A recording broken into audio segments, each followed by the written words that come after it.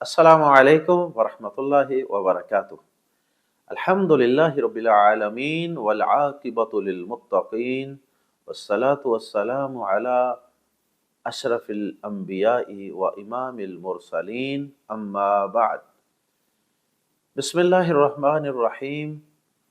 عن انس رضی اللہ تعالی عنہ قال قال رسول اللہ صلی اللہ علیہ وسلم انصر اخاک ظالما او مظلوما، رواہ البخاری۔ حضرت انس رضی اللہ تعالی عنہ روایت کرتے ہوئے کہتے ہیں کہ اللہ کے رسول صلی اللہ علیہ وسلم نے فرمایا، اپنے بھائی کی مدد کر، چاہے وہ مظلوم ہو چاہے ظالم۔ ناظرین کرام، دین اسلام عدل و انصاف کا دین ہے۔ دین اسلام کسی شخص پر ظلم و ستم کرنے کی اجازت ہرگز نہیں دیتا۔ دین اسلام اس قدر عدل و انصاف کو پسند کرنے والا دین ہے کہ کسی کافر پر بھی اپنے ماننے والوں کو ظلم کرنے کی، ان پر زیادتی کرنے کی اجازت نہیں دیتا۔ اللہ رب العزت قرآن مجید کے اندر کافروں سے جہاد کرنے، ان سے لڑائی کرنے اور ظالموں کے ظلم کو روکنے کے لیے اور ان کے ناپاک قدموں کو جو مسلمانوں پہ، انسانوں پہ ظلم کرنے کے لیے آگے بڑھ رہے ہوتے ہیں، ان کو روکنے کے لیے جہاد کا حکم دیتے ہیں۔ جو تم سے زیادتی کرتے ہیں، جو تم پہ ظلم کرتے ہیں، تم ان سے لڑو۔ لیکن آخر میں اللہ پاک نے کیا فرمایا؟ فرمایا وَلَا تَعْتَدُوا، لیکن یاد رکھنا کہ اپنے دشمنوں سے میدان جہاد میں، میدان کارزار میں لڑتے ہوئے بھی اس بات کا خیال رکھنا ہے کہ لا تعتدوا، تم نے کسی قسم کی زیادتی نہیں کرنی، انتقام لیتے ہوئے بھی زیادتی نہیں کرنی۔ ان اللہ لا يحب المعتدین، اللہ پاک زیادتی کرنے والوں کو پسند نہیں کرتا، حد سے گزرنے والوں کو پسند نہیں کرتا۔ کتنا زبردست اور کتنا فطرت کے عین مطابق دین ہے کہ عدل و انصاف کا دامن اس حد تک مضبوطی سے تھامنے کا حکم دیتا ہے اپنے فالوورز کو، ماننے والوں کو، کہ میدان جہاد میں، لڑائی میں بھی ظلم و ستم، حد سے بڑھ جانا، کسی پر زیادتی کرنی، اس کو پسند نہیں کرتا۔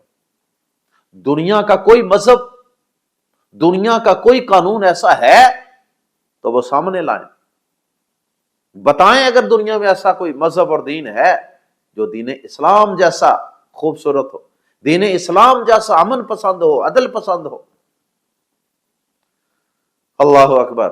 حالانکہ لوگوں میں یہ بات عام مشہور ہے کہ جی لڑائی میں سب کچھ چلتا ہے، لڑائی میں سب کچھ جائز ہے، لیکن دین اسلام کہتا ہے نہیں، یہ اسلام ہے، یہ امن کا دین ہے، یہ انصاف کا دین ہے، یہ عدل کا دین ہے، یہ سارا کچھ نہیں چلنے دے گا، لڑائی میں بھی نہیں چلنے دے گا، دشمن سے بھی سارا کچھ چلنے نہیں دے گا۔ اللہ اکبر۔ قرآن مجید نے اس عدل و انصاف کا اپنے ماننے والوں کو بے شمار مقامات پہ حکم دیا۔ ان اللہ یأمر بالعدل والاحسان، بے شک اللہ عدل کا، احسان کا، بھلائی کا حکم دیتا ہے۔ اور اللہ پاک نے اپنے متعلق کیا فرمایا قرآن مجید میں؟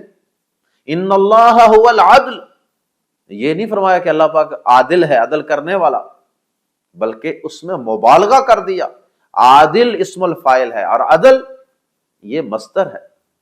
ان اللہ هو العدل، بے شک اللہ تعالی خود ہی عدل ہے، یعنی اللہ پاک اس قدر عدل و انصاف کو پسند کرتا ہے، اس قدر ظلم اور زیادتی کو ناپسند کرتا ہے کہ گویا کہ عدل نام ہی اللہ پاک کا ہے۔ یہ مطلب ہے ان اللہ هو العدل کا۔ اور پھر اللہ پاک خود اس ظلم اور زیادتی کو اس قدر ناپسند کرتے ہیں کئی مقامات پہ اللہ پاک نے اس ظلم کی مذمت بیان فرمائی. کہیں فرمایا وَمَا رَبُّكَ بِظَلَّامٍ لِّلْعَبِيدِ، اور آپ کا رب اپنے بندوں پر ہرگز ظلم کرنے والا نہیں. یا اس کا ترجمہ کر سکتے ہیں اور آپ کا رب اپنے بندوں پر ذرا بھی ظلم کرنے والا نہیں.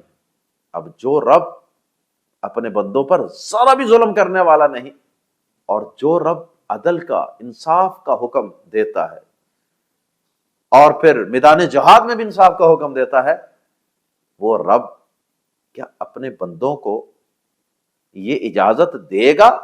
کیا وہ اپنے بندوں کے لیے یہ پسند کرے گا کہ میرے بندے مجھ سے بہت کمزور ہو کر ایک دوسرے پر ظلم اور زیادتی کریں؟ یقیناً وہ رب جو اتنی طاقتوں والا ہے، اتنی قوتوں والا ہے، وہ بادشاہوں کا بادشاہ ہے، خالق اور مالک ہے اس کائنات کا، اگر وہ اپنے لیے ظلم پسند نہیں کرتا تو وہ بندوں کے لیے ظلم کس طرح پسند کر سکتا ہے؟ وہ بندوں کا ایک دوسرے پر ظلم کس طرح پسند کر سکتا ہے؟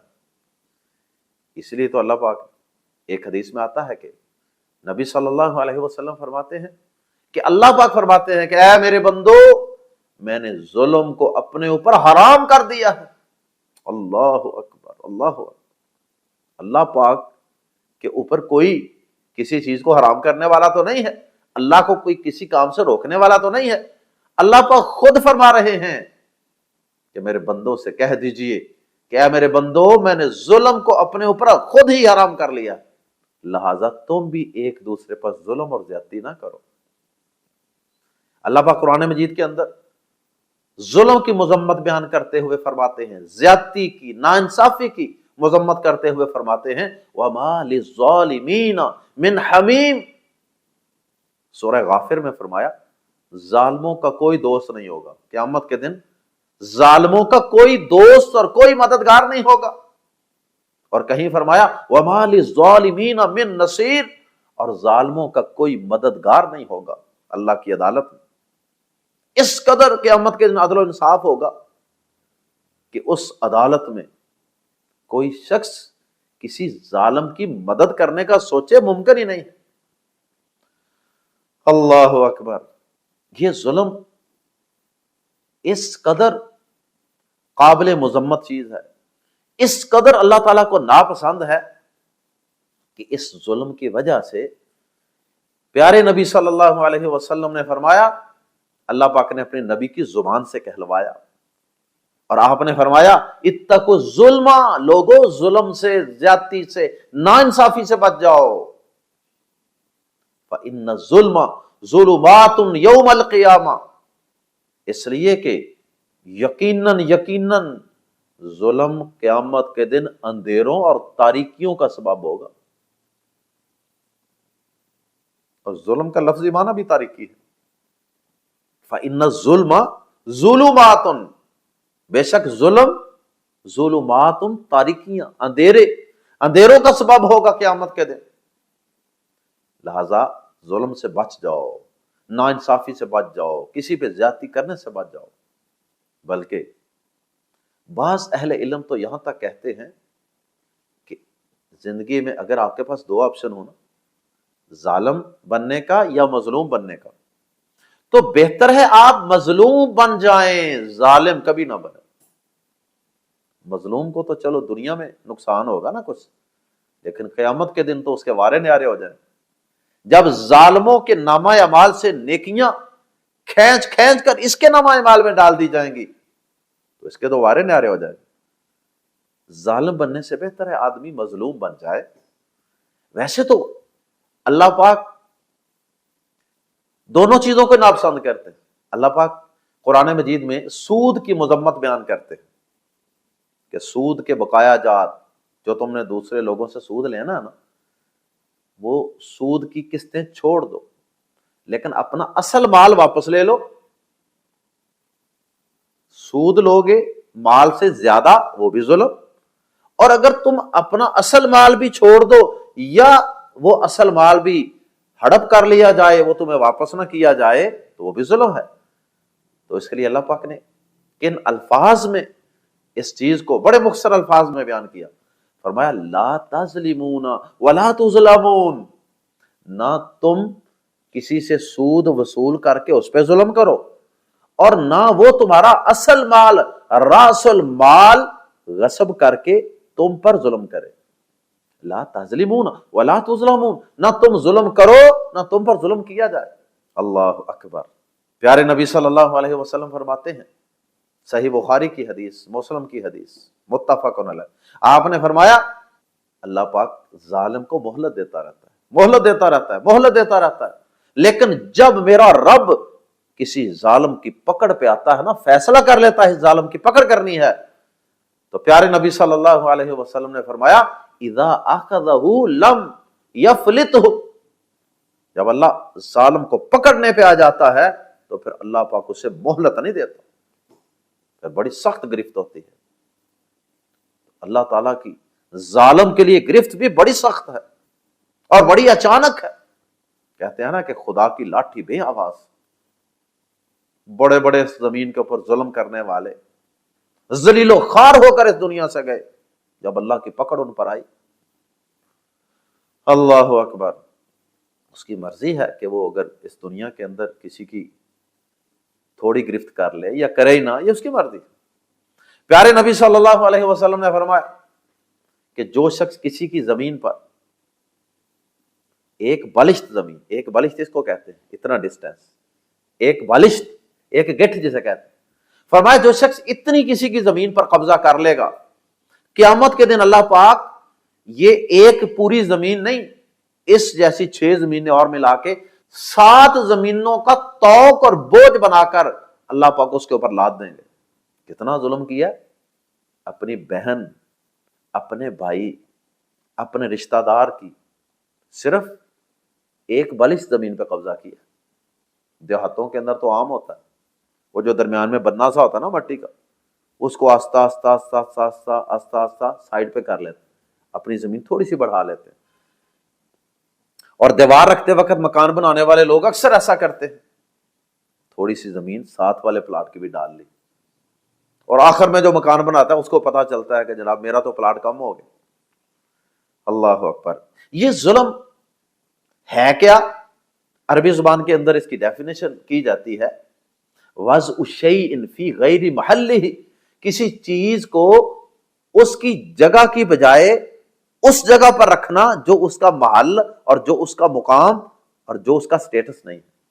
اب آپ کی دیوار کی جگہ یہ بنتی ہے، آپ اس کو رکھ رہے ہیں فی غیر محلہ، کسی اور جگہ پر۔ یہ زمین، یہ پلاٹ آپ کا نہیں ہے، یہ آپ کی بہن کا، آپ کے بھائی کا، آپ کے رشتہ دار کا ہے، اور آپ اس پہ ناجائز قبضہ کر رہے ہیں، یہ ہے ظلم۔ اللہ اکبر۔ جو حدیث مبارکہ ہم نے آج کے سبق میں پڑھی ہے، اس میں پیارے نبی صلی اللہ علیہ وسلم نے ظلم کے حوالے سے مسلمانوں کو، ایمان والوں کو ایک بڑا ہی جامع قسم کا، بڑا کمپریہنسو قسم کا اصول اور ضابطہ سمجھایا، بڑا پیارا خوبصورت قانون بتایا، اور وہ یہ ہے کہ اے مسلمانوں، اے ایمان والو، اے عدل و انصاف والے دین اسلام کو ماننے والو، تم نے ہمیشہ مظلوم کا ساتھ دینا۔ اگر معاشرے میں تم اپنے دائیں بائیں کہیں کوئی ظلم، کوئی زیادتی، کوئی ناانصافی دیکھ لو، کوئی کسی کی زمین پہ قبضہ کر رہا ہے، کوئی کسی کی کوئی چیز چرا رہا ہے، کوئی کسی کا مال ڈکیتی کے ذریعے سے ہڑپ کر رہا ہے، کوئی کسی کو گالی دے رہا ہے، کوئی کسی کا خون بہا رہا ہے، کوئی کسی کو قتل کر رہا ہے، کوئی کسی سے سود کھا رہا ہے، کسی بھی طریقے سے کوئی کسی پر ظلم کر رہا ہے، زیادتی کر رہا ہے، تو آپ کا وزن کس کے پلڑے میں ہونا چاہیے؟ مظلوم کے پلڑے میں، مظلوم کے ساتھ اور ظالم کے خلاف۔ پیارے نبی صلی اللہ علیہ وسلم نے یہ حدیث مبارکہ جب بیان فرمائی تھی نا، یہ پوری حدیث اس طرح ہے، جب آپ نے یہ بڑا ہی گولڈن ورڈ بیان فرمایا کہ اپنے مظلوم بھائی کی مدد بھی کرو اور ظالم کی مدد بھی کرو۔ صحابہ نے پوچھا حیران ہو کر، اللہ کے نبی صلی اللہ علیہ وسلم، مظلوم کی مدد کرنے کی تو سمجھ آتی ہے، اس کا ساتھ دیں، اس کی قوت بن جائیں، اس کی طاقت بن جائیں اور اس کے پشتیبان بن جائیں، لیکن ظالم کی مدد کیسے کریں؟ یہ بات سمجھ میں نہیں آئی۔ آپ نے فرمایا ظالم کی مدد اس کو اس کے ظلم سے روک دینا. اگر آپ کے اندر، آپ کے بازو میں اتنی طاقت ہے، آپ ظالم کا بازو پکڑ کے اس کو ظلم سے روک دیں، بزور بازو قوت سے، طاقت سے اس کو روک دیں. نہیں تو زبان سے روکنے کی کوشش کر لیں، اخلاقی پریشر ڈال کے، لوگوں کو جمع کر کے، یعنی جس بھی طریقے سے آپ اپنے ظالم بھائی کو ظلم سے روک سکتے ہیں روک دیں، کیونکہ اس میں مظلوم کا بھی فائدہ ہوگا اور اس ظالم کا بھی فائدہ، اس ظالم کے ساتھ بھی یہ خیر خواہی ہے. اس لیے کہ یہ ظلم قیامت کے دن اس کے لیے تاریکیوں کا، اندھیروں کا اور پکڑ کا، گرفت کا، عذاب کا سبب بن جائے گا. آج اگر آپ اپنے ظالم بھائی کو، سود کھانے والے کو، کسی کے مال پہ قبضہ کرنے والے کو، کسی غریب پہ ظلم کرنے والے کو اگر آپ پکڑ لیتے ہیں، روک دیتے ہیں، تو یہ اس کے ساتھ بھی بہت بڑی ہمدردی. آخر میں ایک بات کہہ کے اپنی بات کو ختم کروں گا کہ اگر اللہ پاک ایک مسلمان دوسرے مسلمان پہ ظلم کر رہا ہو، اس ظالم کو روکنے کا حکم دیتا ہے، تو وہ دین اگر کوئی کافر کسی مسلمان پہ ظلم کر رہا ہوگا تو کیا اس وقت اس ظالم کو، کافر کو، اللہ کے باغی کو کیا روکنے کا حکم نہیں دے گا؟ یقیناً اگر مسلمان کو ظلم سے روکنا ضروری ہے، واجب ہے، فرض ہے، تو پھر کافر جو فلسطین میں، جو کشمیر میں، جو برما میں، جو دنیا کے مختلف خطوں پہ مسلمانوں پہ ظلم کر رہے ہیں، ان کو ظلم سے روکنا یہ بھی ایک مسلمان کا، ایک مسلمان حکمران کا فرض ہے، اس کی ذمہ داری. اللہ ہمیں معاشرے کے اندر ہمیشہ مظلوموں کا ساتھ دینے، ان کے پلڑے میں وزن ڈالنے، ان کو پوری طرح سپورٹ کرنے اور ظالموں کو ظلم سے روکنے، ان کی مخالفت کرنے، ان کی مذمت کرنے کی توفیق عطا فرمائے. سبحانک اللہم و بحمدک اشہد ان لا الہ الا انت استغفرک و اتوب الیک.